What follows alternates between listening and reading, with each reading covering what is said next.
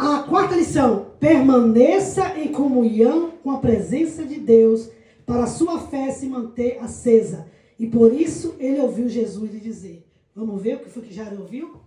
Se Jairo tivesse ido para casa adiantar, preocupado, não, eu vou, vai que minha filha morre, né? Jesus não chega a tempo, né? Talvez ele não conhecia a história de Lázaro, né? Que Jesus ressuscitou 4 dias depois, eu não sei. Não estava lá, né, pastor? Mas, de repente, ele poderia ter chamado Jesus. Jesus teria que terminar aquela missão ali dele, com aquele povo que já estava lá esperando. E então, com certeza, levava horas, e talvez até dias, né? Mas ele ficou ali, ó.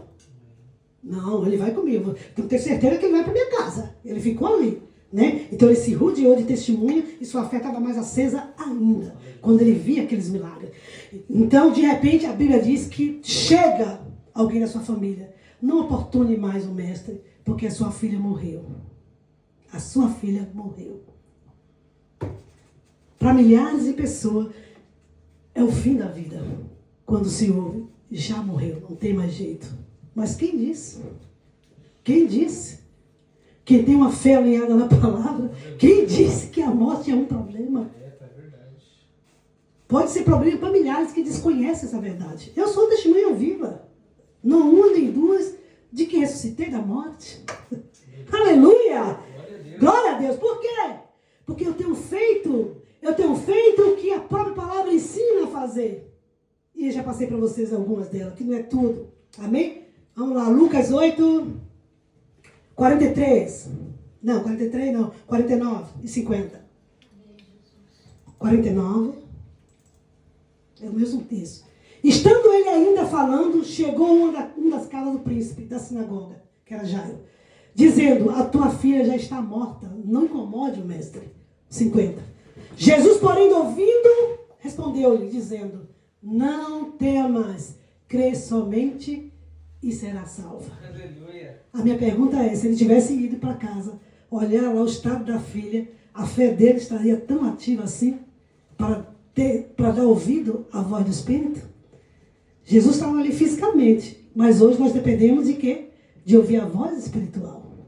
E se nós não nos envolvermos com essas verdades, com essas lições, com esses princípios, você terá uma fé ativa se alguém dizer: acabou, morreu. Jairo se manteve na presença de Deus, por isso pôde ouvir Jesus dizer: crê somente e será salva. Nem deu tempo, caiu uma lágrima de Jairo, nem deu tempo. Por quê? Porque ele estava alinhado. A sua fé estava sendo alimentada ali com tantas maravilhas, com tantos milagres, com tantas bênçãos do céu caindo. Era demoniados, era cego, era coxo, era tudo isso. Onde Jesus passava acontecia. E tudo isso ele estava vendo. E tudo isso ele estava presenciando. E isso fez com que sua fé obtesse o milagre. Aleluia. Então, fique firme. Não negligencie sua comunhão com Deus. Porque se você ficar sufocada com seus problemas, com os problemas, com as diversidades da vida, com as notícias ruins da vida, só isso que você enche seu coração de notícias ruins, se você passa o dia todo só vendo política, corrupção, isso não vai te sustentar nos seus momentos de crise. Isso não vai elevar a sua fé operante para resolver esses problemas. Você precisa alinhar a sua fé aos princípios da palavra de Deus, para que o milagre sempre esteja pronto para ouvir a voz de Deus, o comando dele na tua vida e na minha vida. Aleluia. Estamos acabando, aleluia. E outra lição importante que ele me ensinou: se afaste de pessoas negativas, se você não consegue influenciá-las. Você entendeu isso aqui? Esse princípio que ele me deu? Se você está convivendo com um grupo de pessoas que você não consegue influenciar, não porque você não quer, porque tem gente de todo tipo, né, pastor? Tem gente que você cansa de falar, mas só dá risada, só critica, só não é bem assim. Então, se você se manter ali, você vai se corromper. Há um princípio que ensina sobre isso, né? As más conversações corrompem os bons costumes. Então, se você só vive envolvido com coisas negativas, com pessoas negativas, com ambiente negativo, sua fé não será operante. Jamais. Foi o Espírito de Deus que me ensinou naquela noite tudo isso que eu estou passando aqui para você. Então, e provado na própria palavra, né? Na própria palavra. Então, se você não consegue influenciar, se afaste. Eu já tive ambiente de trabalho que eu tive que me afastar. E às vezes a pessoa perguntava, eu também não queria ser grossa e curta, né? Não, e eu não mentia. Não, é porque eu preciso estudar. Eu dizia, por que você se afastou da gente? Por que você não está lendo alguma coisa? Porque só tinha fofoca, só tinha falar a vida dos outros. E você não consegue resolver. Você mesmo calado ali, a pessoa não tem desconfiômetro de que alguém não está gostando daquela conversa, né? Então eu dizia isso, não, eu estou estudando, eu estou fazendo isso, estou fazendo aquilo. Está entendendo? Mas saia, não fique no meio de pessoas negativas, porque a sua fé vai ficar lá para baixo. Ok?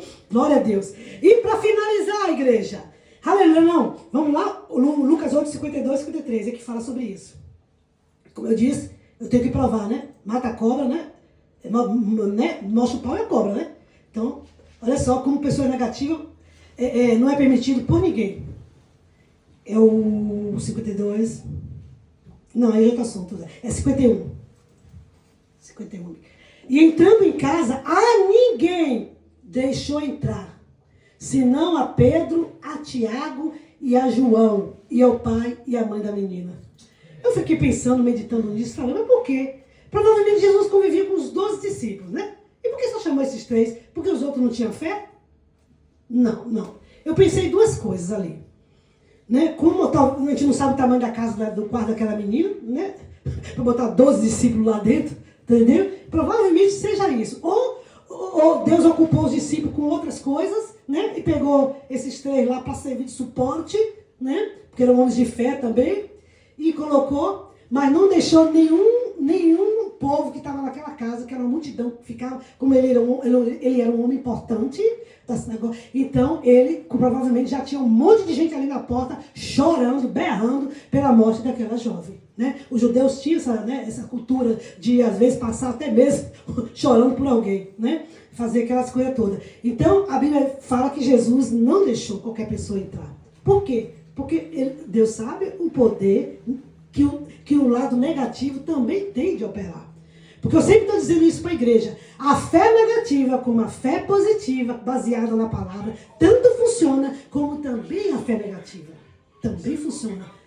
Porque do outro lado, existe alguém espiritual que se chama Satanás, que ele está ao nosso derredor, a Bíblia diz, os anjos ao redor, e ele é do redor, buscando a quem possa tragar. Ali ele está buscando qualquer brechinha.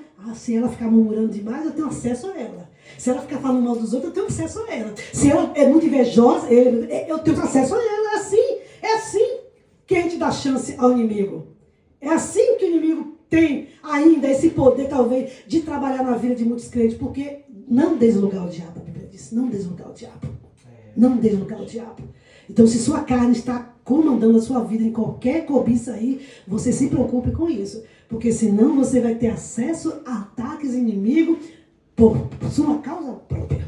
Porque você não está trabalhando com aquelas raposinhas que a Bíblia fala, que está lá em Cantares, que ela tem poder de destruir uma colheita todinha. E a minha pessoa é tão pequenininha, aquela raposinha tão pequenininha, não vai fazer nada. Faz estrago sim, faz. Deixe lá para ver. Deixe lá para ver com o tempo se não destrói tudo que você tem de bom. Então, essa foi a lição também que ele me deu. Para mim não ficar cercada de pessoas negativas. E a lição 6 foi: a fé não ignora os fatos naturais, ou seja, os problemas. Você já viu aquele crente dizer que está morrendo de dor? Não estou com dor. Eu não estou com dor. Não estou com dor, não. O médico diz, está com câncer. Não, é o diabo que está falando na sua boca. Eu já vi pessoas dizer assim. A fé não tem nada a ver com isso. A fé não tem nada a ver você dizer que é mentira, que o médico está mentindo, que o diagnóstico é uma mentira. Não tem nada a ver, igreja. É um fato. Não é a minha e a sua realidade se cremos na palavra de Deus. Se cremos nas promessas de Deus. É diferente. E eu vou te provar. Aqui na Bíblia, porque o Espírito Santo me provou na Bíblia. Que o problema, mesmo existindo, não é para você se focar ou desfazê-lo no sentido de, não, vou provar a Deus que eu tenho fé, dizendo, não, isso é mentira, isso é mentira. Eu não estou com dor, não, pastor. Pastor, não estou com dor, não. Não. Você apenas vai se firmar na verdade da palavra, de que você é curado. E quando isso se manifesta no reino natural, fica comprovado que a sua fé realmente é operante. Você compreende essa verdade. Mas não é desfazendo, mentindo contra o fato natural que você vai provar a Deus que tem fé, não. É você se firmando na verdade para que aquela verdade tome lugar daquela ilegalidade que está na sua vida lhe atormentando. Aleluia. E eu vou te dizer aqui, vamos lá, 8:52. Glória a Deus. 8:52. E todos choravam e pranteavam. E ele disse, não chore, não está morta, mas dorme. O 53. E riam-se dele, sabendo que estava morta. Olha só. É aqui onde a gente muito se perde. É aqui onde a gente muito se confunde. Jesus já estava determinado a ressuscitar aquela menina. Então, ele podia usar a linguagem do que ele é. Jesus não podia dizer ela está morta, porque ele é a ressurreição, ele é a vida. Não podia sair da boca dele nada mais além do que ele é. Então, Jesus disse que ela não estava morta. Ela estava dormindo. Por quê? Porque ele já preveu a verdade ali. Mas o povo natural não entendia. O rio deu risada. Porque viu que a menina realmente estava morta. Agora vamos ver? É isso que é chamar de existência de igreja. É isso que a fé verdadeira faz a gente entender. Que é chamar existência aquilo que não é. Porque a menina estava morta no reino natural. Mas o que Jesus estava falando é o que ele queria que acontecesse. Que é que a menina iria ressuscitar. Então ele já falava no presente. Ela não está morta. Glória a Deus. Então riam-se dele sabendo que estava morta. O 54. Mas ele, pegando-lhe na mão, clamou, dizendo, levanta-te, menina. E o seu espírito, 55, voltou. Se voltou, comprovadamente, naturalmente, ela estava morta. Porque o espírito não vai voltar se ele está ali ainda. O espírito da menina já tinha saído. Mas quem falou que não estava morta era a própria ressurreição, né? Era a própria vida que estava dizendo isso. Então ele podia dizer, porque na boca dele não poderia sair. E na nossa boca não pode sair o que você está vendo, o que você está tendo ali no momento. Na nossa boca, para uma fé operante, precisa entender essa verdade. De que a fé, ela é baseada simplesmente no que a Bíblia diz, não no que eu estou vendo com meus olhos naturais, não no que eu estou vendo com meus 5 sentidos, igreja. Se você entender isso, você não vai ficar dizendo, é mentira, eu não estou com dor, eu não estou com dívida, eu não estou com isso. Não! Você não precisa nem falar que está com dívida, nem que está doente, você não precisa. Mas também pior ainda é você ficar mentindo, que não está com problema. Aí, eu não sei o que é mais grave, os dois é grave, mas não sei o que é mais grave. Porque uma coisa é eu chegar aqui, pastor, faz uma oração por mim aqui, que eu estou passando um problema financeiro. Isso não é falta de fé dizer.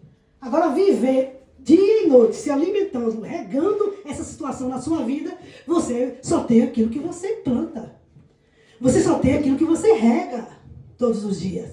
Então, este é o segredo de uma fé operante que o Espírito Santo me ensinou e eu tenho utilizado até hoje, para manter acesa a minha vida com Ele, não deixar que nada apague, que nada me esmoreça. Quando eu sinto qualquer esmorecimento, eu parto para os princípios que me fazem reacender de novo. Foi aquilo que eu ensinei aqui, que o Espírito Santo me ensinou naquela noite. Amém? Então está aqui, fique de pé, glória a Deus. Receba seu milagre. Você está pronto a receber seu milagre quando você tem esse entendimento, quando você tem uma fé entendida dessa maneira. Aleluia, aleluia. Os fatos não podem determinar a sua vitória. Os fatos não podem determinar a sua vida, a vida da sua família, a vida daquele que você ama, a vida da igreja. O que tem que determinar na tua vida é as verdades da palavra de Deus. Então busque manter ela acesa no seu coração. coração. Busque manter a fé operante no seu coração, usando os instrumentos que estão escritos na palavra de Deus, nos ensinando como obtermos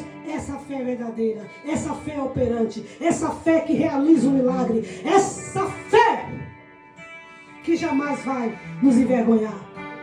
Talvez o que você está precisando é disciplinar, porque você talvez passou 10 anos, 20 anos sendo negativo, sendo murmurador, não entendendo essas realidades, se focando só nas suas circunstâncias, ficando olhando só para o problema, falando só do problema. Talvez, com certeza, isso fez com que sua fé, talvez de 10, 20 anos na igreja, não operou a seu favor, porque você não se preocupou a viver o que a fé é, pela palavra de Deus. Deus te abençoe.